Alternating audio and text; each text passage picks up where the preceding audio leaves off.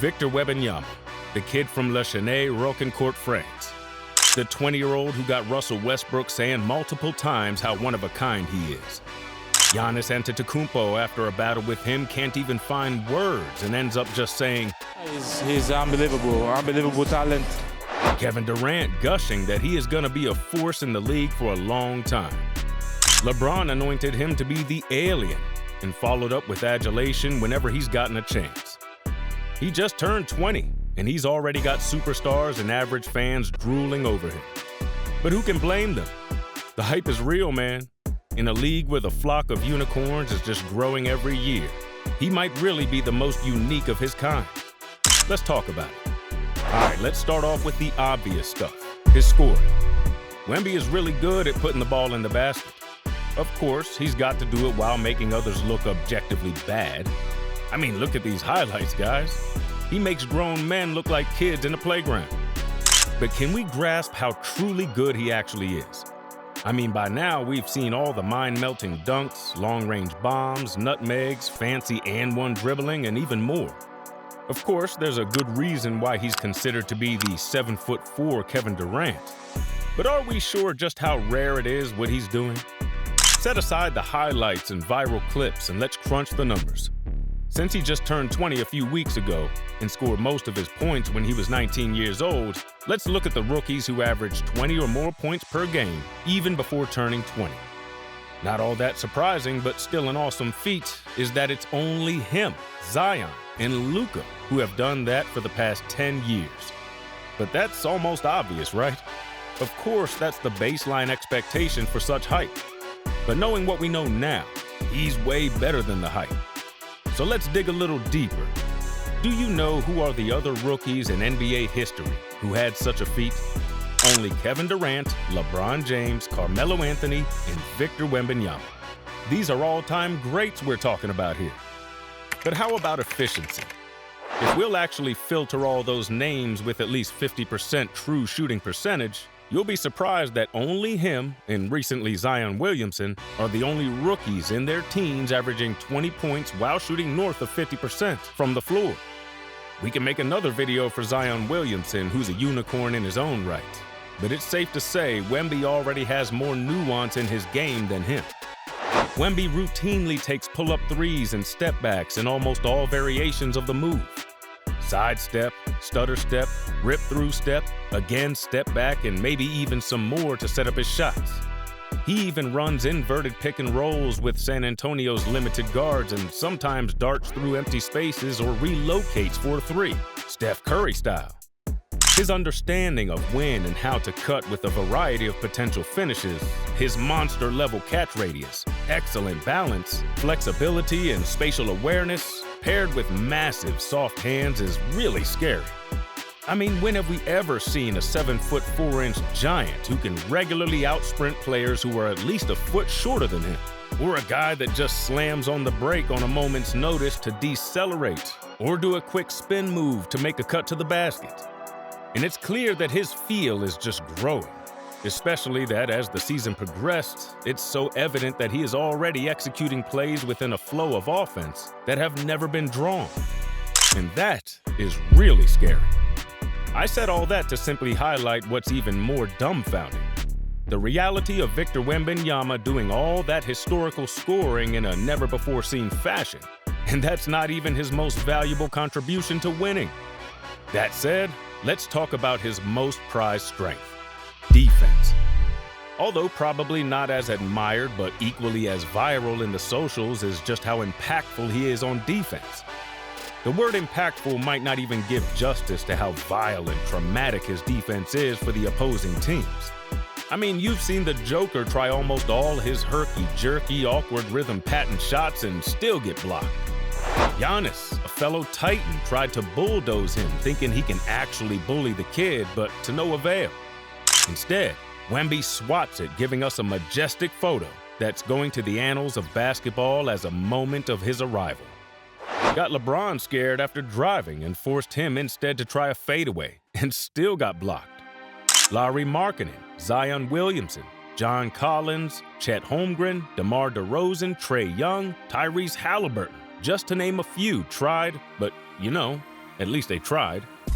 By now, we've seen him block potential thunderous dunks, generally unblockable floaters, nonchalantly defended spin moves, pump fakes, power moves on the post that usually goes to the nightly top 10, even go to the perimeter to block threes.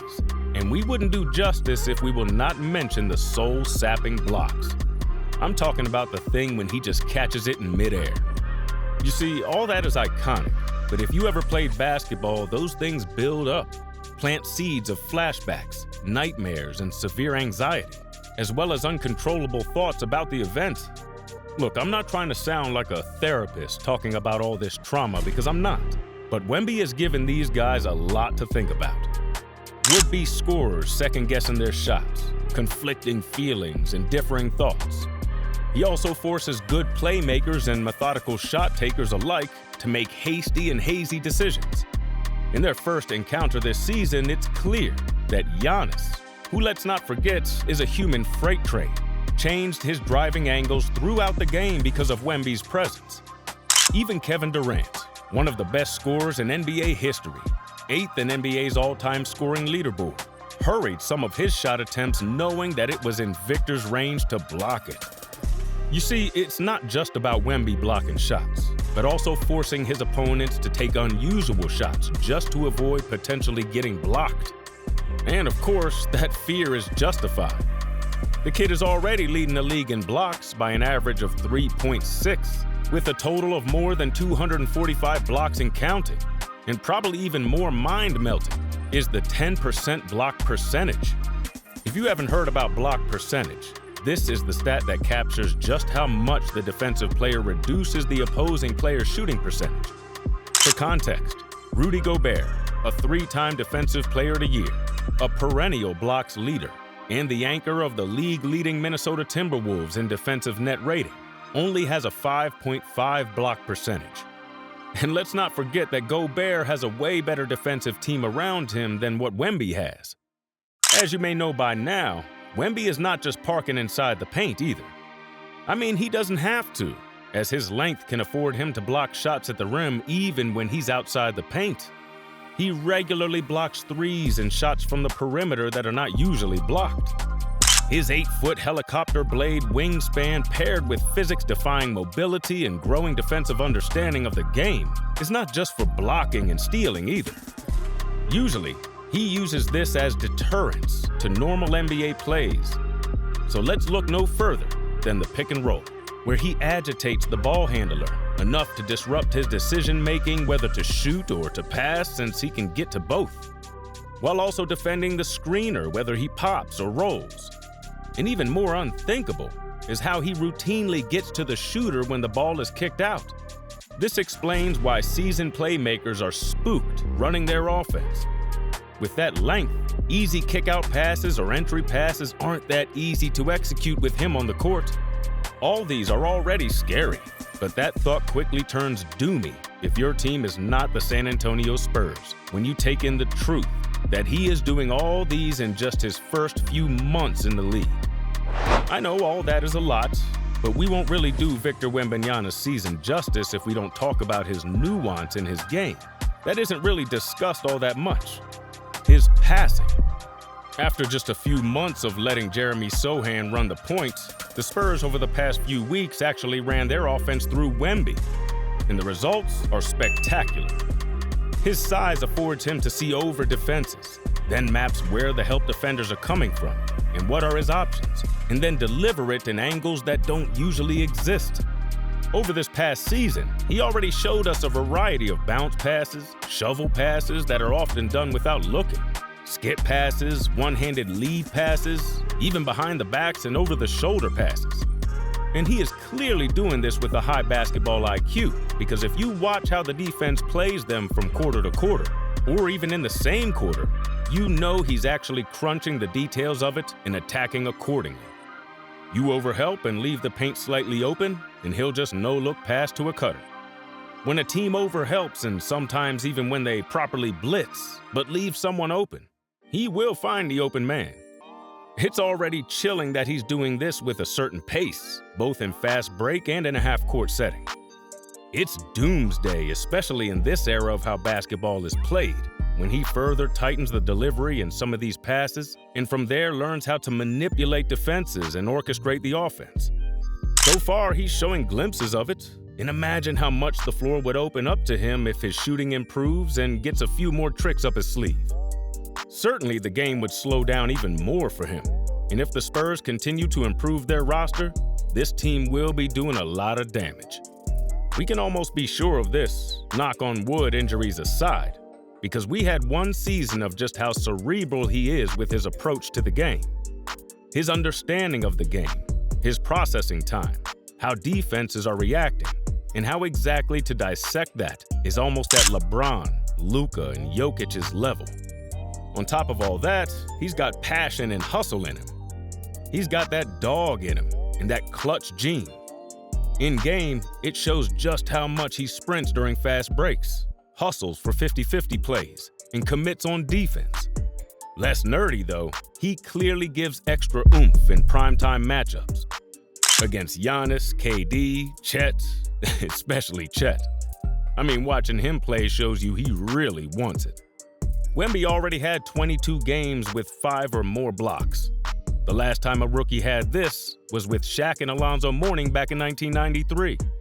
But neither one of them had a triple-double because of blocks. Again, he already blocked more than 200 shots and dished out more than 200 assists. The last time a rookie did that was in Tim Duncan's rookie year. If we filter that to 240 blocks and 240 assists, do you know the names you're going to find? No one else but Victor. When you actually filter stats, look across more than 75 years of NBA history, and look for the rookies who average 20 or more points per game, 10 or more rebounds per game, 3 blocks or more per game, 1 or more steals per game, 3 or more assists per game. You won't find anyone else but Victor. And that is not even considering the fact that he is averaging below 30 minutes of playing time this season. You'll see names like Shaq, David Robinson, Hakeem, Tim Duncan, Larry Bird, Blake Griffin, Dwight Howard, Alonzo Mourning, Larry Johnson come close. Except for a few, these are all-time great players. Some of those names are generally considered top 10 all time. But those are just the numbers. The eyes will force you to wonder and wander through history to find comps and even fuse together different players just to capture what you're seeing. Wemby has the defensive giftedness of Kevin Garnett, with the skill set of a wing like Magic Johnson, and the body of Kareem Abdul-Jabbar. Or maybe we can just say the love child of Kevin Durant and Taco Fall, and had Nikola Jokic as a babysitter in his formative years. I know that sounds funny, but you know that's what Wemby does to you. Just try to watch a few more of his games. Go beyond the highlights and you'll probably take in just how much of a spiritual experience watching this guy is. Obviously, at this point, the Rookie of the Year conversation is not even worth mentioning. The case for perennial All-Star, multiple-time MVP, and Defensive Player of the Year is so apparent, it's not even a hot take if you say it. It's so palpable just how real his chances are to be in the GOAT conversation. As the 2024 NBA regular season comes to a close, we hoopheads might initially remember this as the year when the Wild Wild West is back, with teams in the middle of the pack jockeying for playoff position. Or maybe we'll remember this as Nikola Jokic's 3rd MVP season, which puts him basically shoulder to shoulder with Larry Bird and Magic Johnson. I can't blame you though, because this is big, as it puts him ahead of Steph, Giannis, even ahead of Tim Duncan and Steve Nash. Or other stories like the coming out party of Anthony Edwards, the dawn of the Celtics' dynastic run. Come to think of it, they are light years ahead of the league in standings. Or perhaps the year when the league tightens back its defense since physicality has been pronouncedly permitted lately.